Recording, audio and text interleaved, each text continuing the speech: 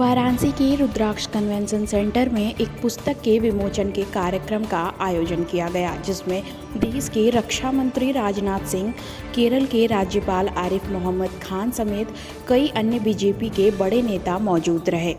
इस कार्यक्रम में उत्तर प्रदेश के उप मुख्यमंत्री ब्रिजेश पाठक भी पहुंचे। कार्यक्रम के समापन के बाद ब्रिजेश पाठक ने मीडिया से बातचीत करते हुए कई सवालों का जवाब दिया, जिसमें उन्होंने मदरसे को लेकर हो रही कार्यवाही के बाद विपक्ष के सवालों पर जमकर हमला किया। देखिए हमारे संवाददाता गौरव मारुति की रिपोर्ट।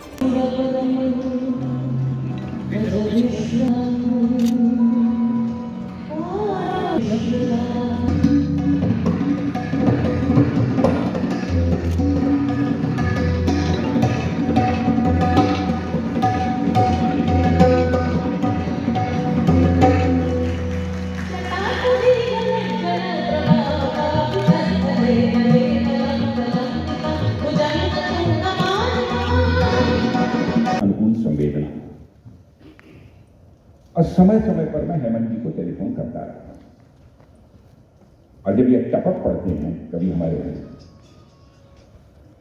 तो सचमुच मैं कहना चाहता हूं, केवल प्रशंसा के लिए नहीं कह रहा हूं, हमारी थकान दूर हो जाती है,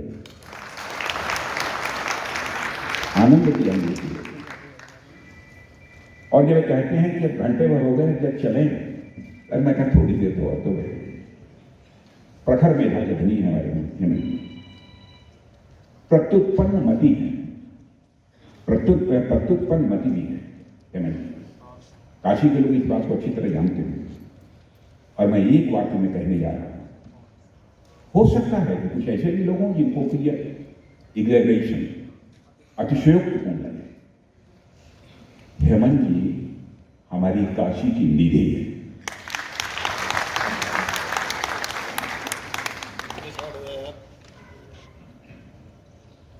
जैसा मैंने कहा कि हेमंत जी को मैं लगभग 35 वर्षों से जानता हूं, पर इस किताब को पढ़ने से लगता है मैं जितना जानता हूं उससे कहीं ज्यादा मैं अनजाना नहीं हूं।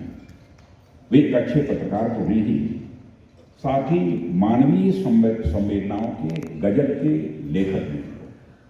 उनकी भाषा का प्रवाह और लालित्य पढ़ने वालों को स्वाभाविक रूप से ये बांधे रहता है, मगर उनकी किस्सा गोई तो एकदम बेजोड़ है। यदि मैं कहूँ लाजवाब है तो यह कहना भी अतिशयोक्ति नहीं है। और इस किस्सा गोई की अप्रतिम मिसाल है उनकी यह किताब, देखो हमारी काशी। मैं सोच रहा था हमारी क्यों कहा, देखो हमारी काशी क्यों नहीं कहा,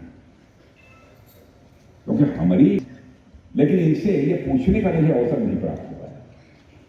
और आगे कभी मैं बैठूंगा तो इनसे पूछना, देखो हमारी काशी कौन, देखा हमार काशी।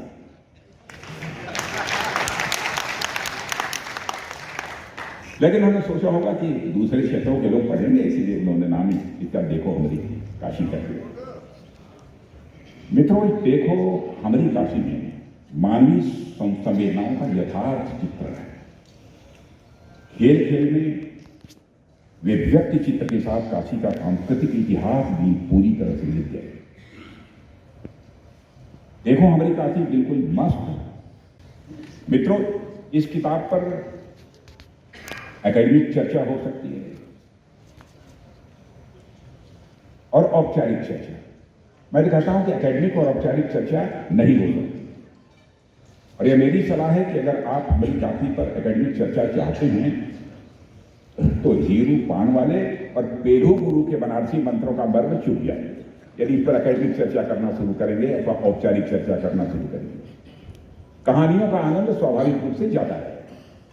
इसलिए इस किताब पर चर्चा उसी अंदाज और उसी भाषा में होनी चाहिए जिसमें वह लिखी गई है, तभी किताब के साथ न्याय होगा और आपको आनंद भी आएगा। हेमंत जी की काशी प्रणम्य है और बनारस यह परम रम्य है। मैंने तो समीक्षक मेधा को किनारे रखकर इस पुस्तक की उंगली पकड़कर बनारस के रस में दशकों बार फिर से मैंने गोता लगाया, क्योंकि मैं भी अविभाजित बनारस का ही रहने वाला हूं और मेरा बचपन ही बीता है, चंदौली तो बाद में बना। इसलिए कम से कम एक पाठक के नाते मैं इस पुस्तक पर ठीक उसी तरह से बात करने की इच्छा रखता हूँ जिस बेलौस अंदाज में यह पुस्तक लिखी गई है। बहनों भाइयों, मैं चाहकर भी देखो हमारी काशी पर उस शैली में बात नहीं कर पा रहा हूं, क्योंकि कुछ मर्यादाओं में बना हुआ। मैं पंडित हेमंत शर्मा तो हूं नहीं कि बेलौस भाषा में संदर्भ, किस्सा गोई, चुहल, चुटकी, मौत मैं बोल सकूं। यही काम यही कर सकते हैं, और जो काम करते हैं यह सब बोलने का जो पढ़ने वालों को ऐसा बांधते हैं कि पुस्तक का पाठ या 5 डायमेंशनल अनुभव बन जाए। और 3D सिनेमा तो आपने देखा ही होगा, लेकिन अब तो 5 डायमेंशन या 5D की टेक्नोलॉजी भी आ गई है, और जहां दृश्य के रंग, ध्वनि और गहराई के साथ गति, गंध और तापमान की भी अनुभूति होती है। इस किताब में आपको बनारस की ऐसी पंच तत्वीय, ये बोल रहा हूं तो सचमुच मेरे अंदर ये भाव पैदा हो रहा है कि मैं लिखूं कि हम काशिये के रहे वाला है।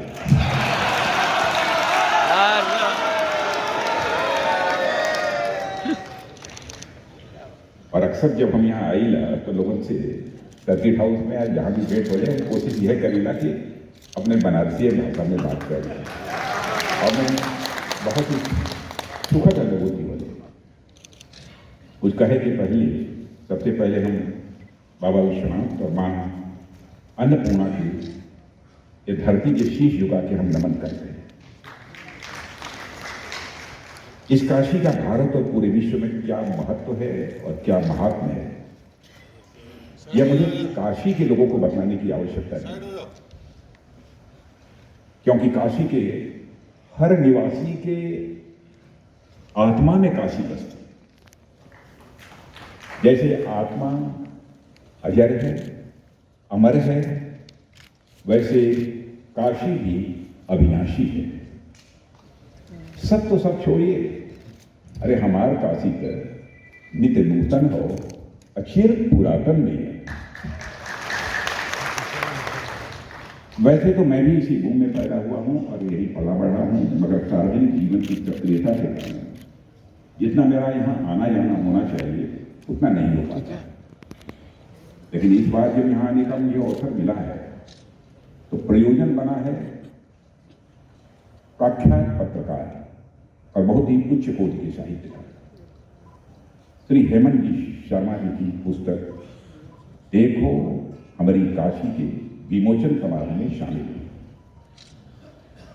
मित्रों, मैं हेमंत जी के बारे में कहना चाहूंगा। हेमंत जी का हमारा संबंध बहुत ही पुराना है, 35 वर्षों का है कि 38 वर्षों का है, इस गणना में नहीं जाना चाहता हूं। लेकिन मैंने जो अनुभव किया है कि जब मैं कभी बहुत थका रहता हूं, ये लगता है किसी के साथ बैठकर कुछ बात करनी चाहिए। जानते हैं कि काम काज कुछ इस प्रकार के सरकारी काम हो, ये हो वो हो, उसमें लगे रहिए तो आदमी चाहता है कि कुछ क्षण ऐसे हों जिसमें कि आनंद की अनुभूति हो। पहले आपका मजाक पूरा नहीं करना चाहता। यह पुस्तक बनारस के रसलोक का एक ऐसा रसायन है जिसमें कई तत्व मिलेंगे। और मित्रों, आप तो जानते हैं कि काफी तो युगों से यह बहुत ही रहस्यमय है, और हेमंत जी इस काशी के मस्त रहस्य लोग की ऐसी वीथियां, गलियां खोलते हैं जहां एक मोड़ पर आपको बेजोड़ ठहाका मिलता है तो दूसरे पर गहरा अवसाद यानी डिप्रेशन। एक दिशा में व्यंजनों का बाजार है तो दूसरी ओर संघर्षों का अंबार है। एक सीढ़ी पर चुंबकीय आसक्ति है तो दूसरी पर परम विरक्ति भी है। वे इतिहास, धर्म, दर्शन और राजनीति के शास्त्रीय संदर्भों को इन कथाओं में बड़े मनोयोग से पिरोते हैं। देखो हमारी काशी को मैं पूरा तो नहीं पढ़ पाया, मगर जो कुछ भी मैंने पढ़ा और देखा मैं तो तृप्त हो गया हूं। गूंगे को तरकरा जैसी तृप्ति है।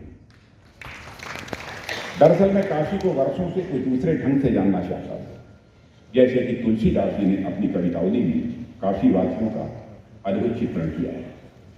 तुलसीदास के उन्हीं काशी वासियों से उन्होंने भेंट करा दी हमारे हेमंत जी।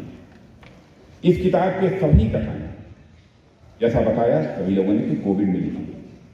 हेमंत जी स्वयं इस कोविड के शिकार हो गए। जब लोग कोविड से डर के घरों में कैद थे, उन्हें हेमंत जी की कथाएं हर इतवार अवसाद से निकालकर ज्ञान और मनोरंजन दोनों दे रही थी। और मैं पहले भी कह चुका हूं कि इनका लिखा हुआ पढ़कर और कहा सुनकर आप हंसे बिना नहीं रह सकते। देश में बड़ी जमात को कोरोना काल में इन कथाओं से आनंद की अनुभूति उस वक्त हुई जब अवसाद में हर व्यक्ति ऊब चूब हो रहा था। इसे पढ़कर लोगों को उस बढ़ेगी देश की। नहीं, INS विक्रांत जो कैरियर एयरक्राफ्ट आज उसका कमीशनिंग हुई है प्रधानमंत्री जी के हाथों के द्वारा। मैं समझता हूँ कि भारत के लिए एक बहुत बड़ी एक ऐतिहासिक उपलब्धि है, क्योंकि भारत अब दुनिया का 7वां देश बन गया है जो कि अब इस एयरक्राफ्ट कैरियर वो स्वयं बनाने लगा है। इसमें मोर देन 76% इंडिजिनस कंटेंट यानी स्वदेशी चीज़ें लगी हैं। पाकिस्तान को तो आप लोगों यानी भारत सब मिला जुला कर आत्मनिर्भर बन रहा है। करा दिया है पाकिस्तान को आप लोगों ने, लेकिन चाइना तो रह रह के आंख दिखा रहा है। नहीं, आप चिंता मत करिए। आज काशी पर किताब एक प्रसिद्ध हुई है, क्या कहेंगे? देखो, हमारी काशी पुस्तक का विमोचन आज जिस ढंग से काशी नगरी में हुआ है वो अद्भुत है।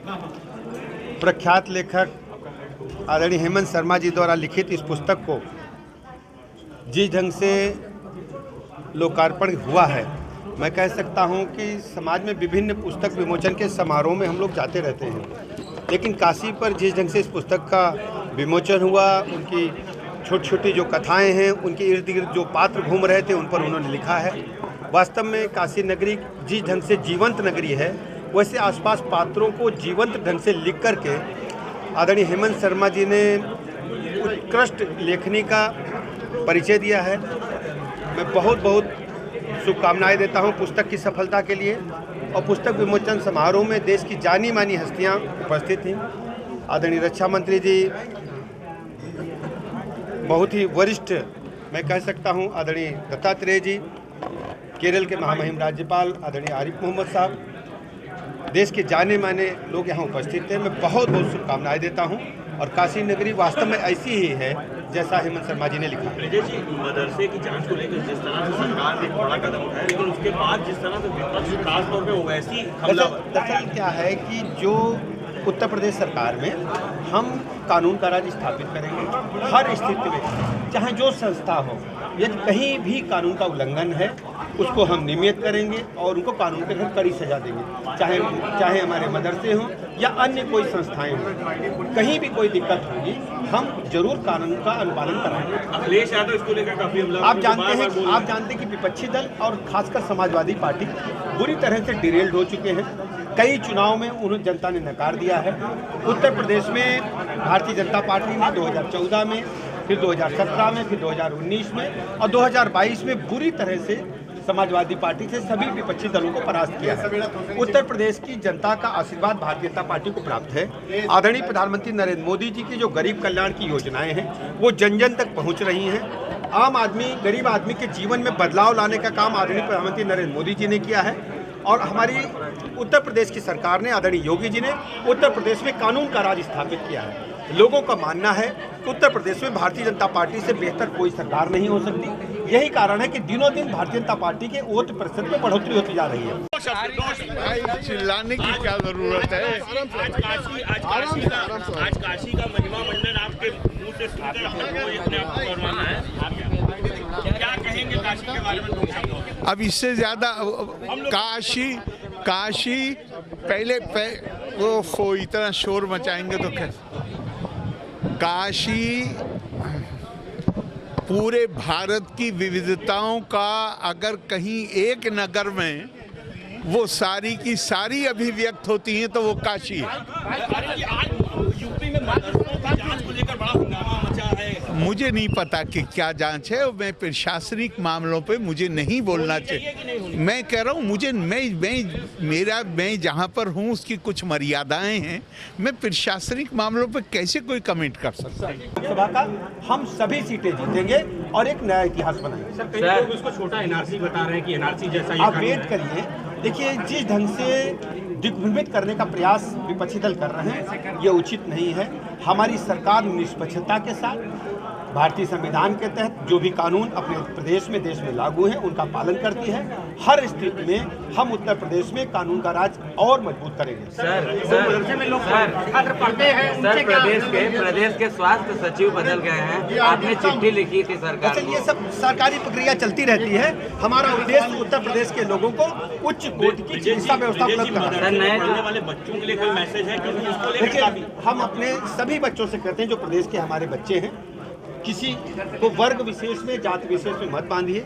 सभी बच्चों को उच्च कोटि की शिक्षा प्रदान करना हमारी सरकार का फर्ज है, धर्म है, और हम बच्चों को ऐसी शिक्षा प्रदान कर रहे हैं। धन्यवाद।